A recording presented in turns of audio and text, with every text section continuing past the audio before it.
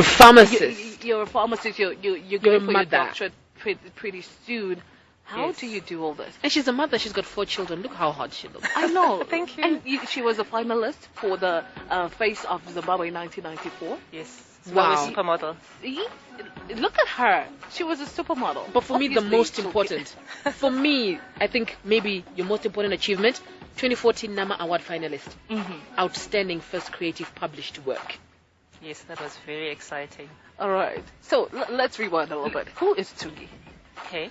My full name is Tsungai Brenda Chiwara. Uh-huh. My maiden name is Mupawaenda. I was born in 1971.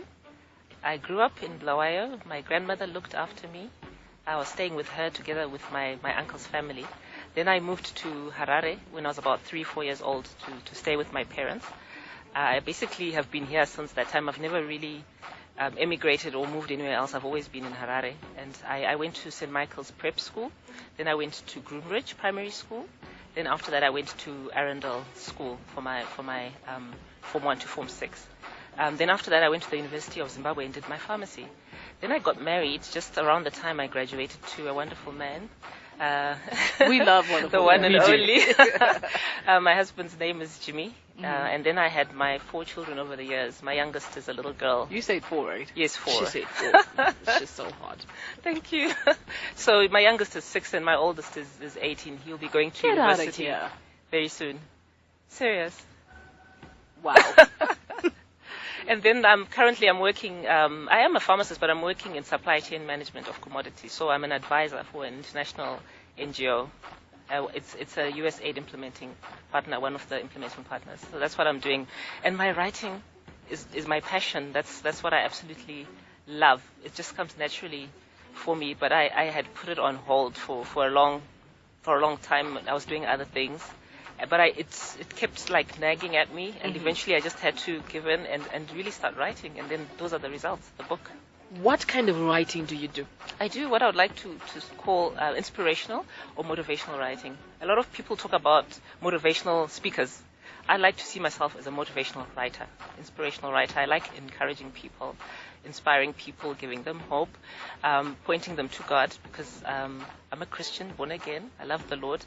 Just for them to have and consider God. I like to point people to God, but I touch across a lot of different of people.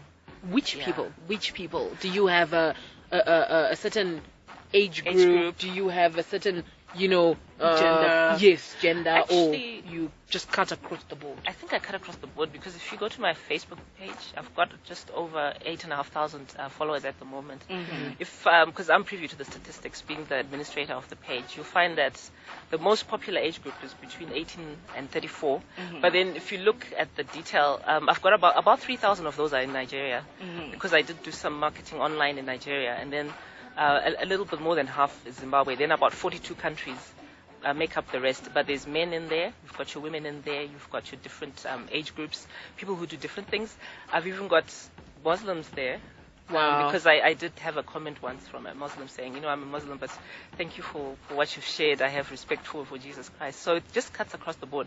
Anybody who's really searching for hope and encouragement, but I don't offer that. I really get that from knowing God, my relationship with God. That's what inspires my life, and that's what inspires my writing. I cannot take the credit for that. He's the one who enables me to do what I'm doing. Do you believe that spirituality and religion, they're very key in how a person looks at life, the positive side of life, the negative side of life, how they survive?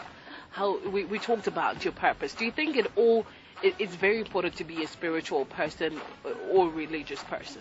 I think it is important, because when you realize that there's a greater power than yourself, then you realize that you're accountable to someone probably at the end of your life. And you start searching. If you're searching just by yourself, you probably won't find anything. But if there's a greater power, you can appeal and reach out to that greater power to say, please help me. I'm looking for my purpose. I'm searching. What am I supposed to do? Why did you create me? So I think that is an important part. I haven't always been a Christian, so that's why I'm saying that, because I then saw the difference over the years when I gave my life to Jesus when I was 19, 20, and that's already like half of what I'm 43 now. So I find that really helped to give me direction and guidance and wisdom, and I look in the Bible for when I'm lost and I need help, and I can pray. So I find that it's important to be plugged into, to God, to a greater power than yourself. All right. Let's rewind back to 1994, Supermodel. How did all that come into play, and how was it for you? Oh wow, that was just such an exciting time in my life. I just finished in 1993. I'd finished my university degree, my pharmacy honors degree. I actually then graduated in July because you graduate the following year, the way it was set up back then. And what happened is I hadn't set out to really go out and do all these competitions. I did a grooming course at Silhouettes. I don't know if it still exists. So I had gone just to do a grooming course to help me to be, to have some etiquette, to have confidence in myself.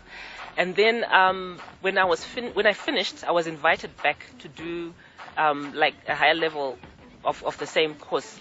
And I did that and I graduated with honors. And then I thought, okay, that's that. I get on with my life. But then I was told that if I wanted to, I could enter through Silhouettes for the Zimbabwe Supermodel competition because I made the height. I was 1.73 centimeters. Yeah, you're talking too much. Oh, but you know what, hey? I thought I was tall till I started doing modeling, and I actually was entry level height. There were people who were really tall. I did that the same year as Angela Msasiwa. I don't know if you remember her. Yes. We were she was part of the supermodels. Then she had to then drop that because she got the title Miss Zimbabwe, and you can't enter supermodel with a title. So we ended up being 19. Oh wow. Yes. So I was invited to that. So I said, yeah, sure. Just you never know. So I basically put my photos in and everything, and then the public had to vote. It kept getting narrowed down. Then the public had to vote for the 20 finalists, and they put our pictures in the newspaper.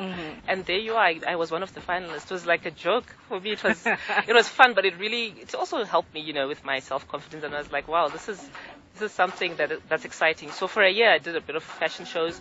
We went on tour to South Africa in the same year, 1994, a week before my wedding.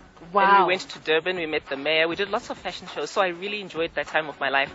Then I came back and started working, and then I got pregnant. So I stopped all that. But it was really fun. I enjoyed it. I just got to ask you, still on modeling and everything, do you feel that, there's so many pageants that take place in Zimbabwe? We've got Miss That, Miss This, Miss This, all of them. Do you think that there is a purpose? Are we really achieving the purpose that pageants are designed for? What would be your definition of saying, when a woman goes to model, maybe miss something, what is she looking for, and what should come out of it? I think it shouldn't just be skin deep beauty. It should be beauty with a purpose. So it's fine to look nice, glamorous, and so forth, but it's also great to focus on intelligence and being able to touch other lives and being a role model. So I think one could probably start off looking at the physical aspect, but I think we've got to search deeper into somebody, and then once they win or are a finalist and so forth, you can use that platform to actually achieve greater things, which are more than skin deep, to really, really touch people's lives. Change the world. Yes, to change the world. I think you've put it really well. I think it's beauty with a purpose, and the purpose cannot just be skin deep. True that. All right, so right now our time has moved on to 17 minutes to 11 o'clock. We've got Sungichiwara in the studio with us. Really exciting, multifaceted woman. She's a motivational writer. She's a pharmacist. She's a former supermodel finalist. She's a mother. She's a wife. She's a sister. She's a friend. You know what? You're the epitome of, today's woman, juggling everything, making it happen. I always tell people, they expect us to do everything, go to the boardroom, go to the kitchen, but you make it happen. You inspire us. Thank you very much. All right, so when we come back, we talk more about the book. Title of the book? Reflections of the Heart, a story of hope, because it really is a story of hope. And everybody has a story, right? Yes, everybody has a story. You just have to have the courage to tell it. All right, so we'll come back. We talk about that. She's self-publishing, the challenges she's facing as a self-publishing writer, and all that great stuff. Keep it locked on to PowerFM, the super brand radio station.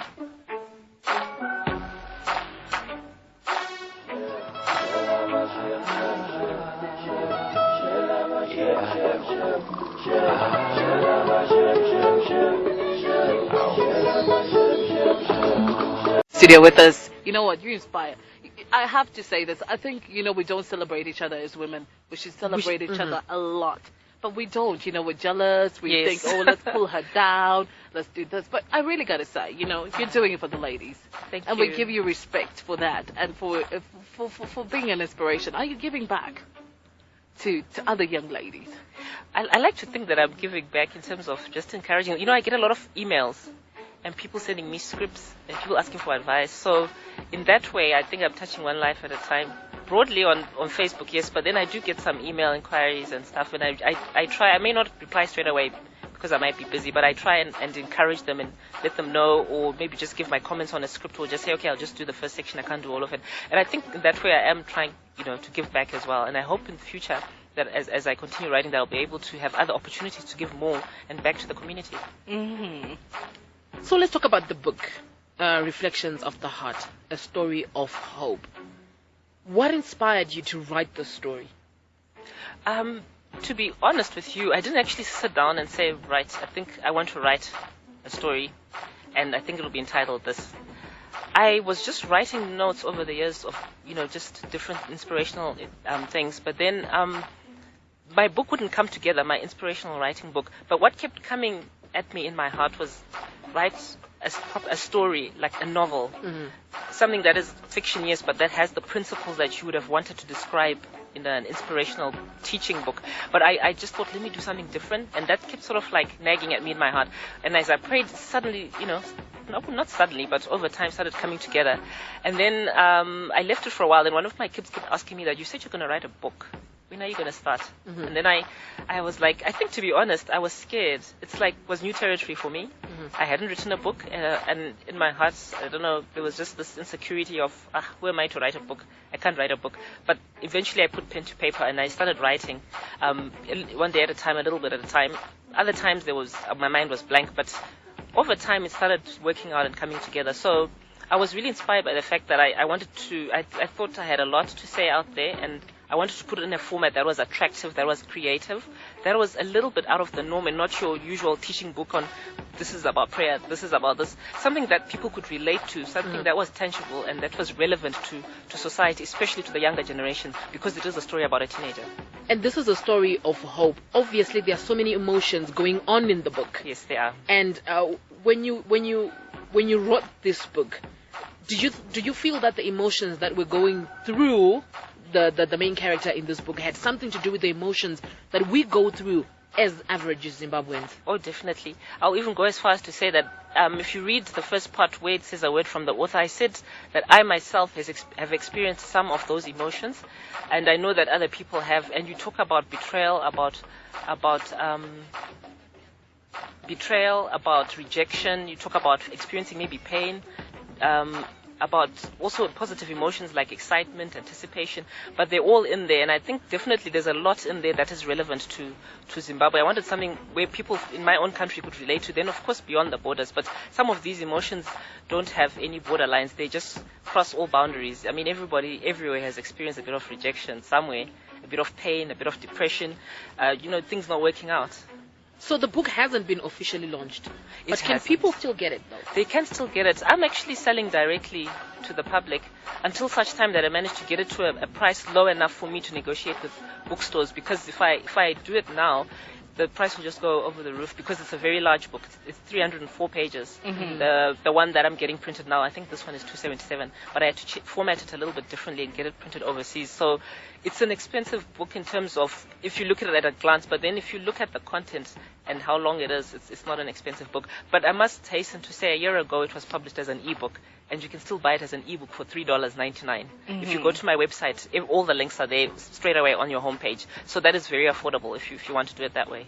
Now, just talking about you being a self-publishing author, do you think you face more challenges self-publishing? I definitely feel that you do face more challenges.